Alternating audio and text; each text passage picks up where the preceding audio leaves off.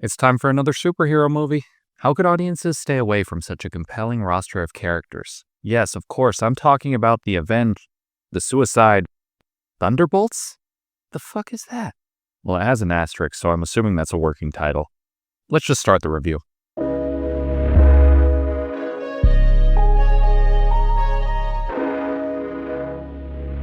Thunderbolts is the newest Marvel movie that is hitting theaters for our viewing pleasure. The plot of the film revolves around Julia Louis-Dreyfus' character Valentina de Fontaine. She's trying to defend a world living in a post-Avengers era. This has led to her doing a lot of shady things, including hiring some of the misfits from our poster here.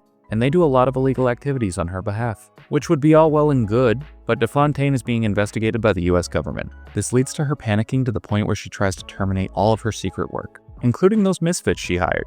Needless to say, that pisses them off, so they form a team and go after her, along with more plot points that pop up from the overarching MCU story, but generally that's our narrative. Go after Elaine for what she did at that company party.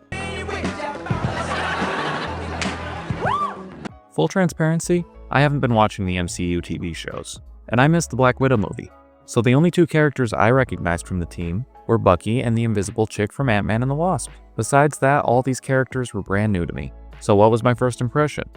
Well, they're all kind of boring, to be honest. I love Florence Pugh and David Harbour's acting, but I did not care about their characters at all. Just because you give somebody a Russian accent doesn't make them interesting. Well, it did 15 years ago, but FPS Russia used up all that clout. Have my stick.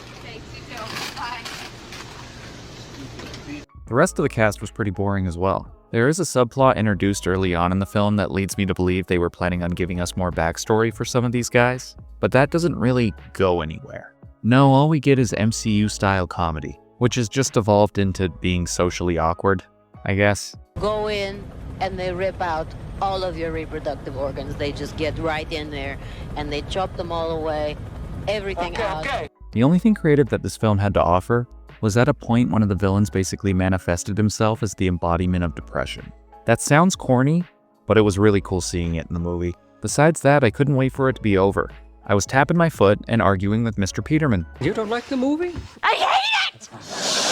I'm going to hell! Thunderbolts isn't a bad film.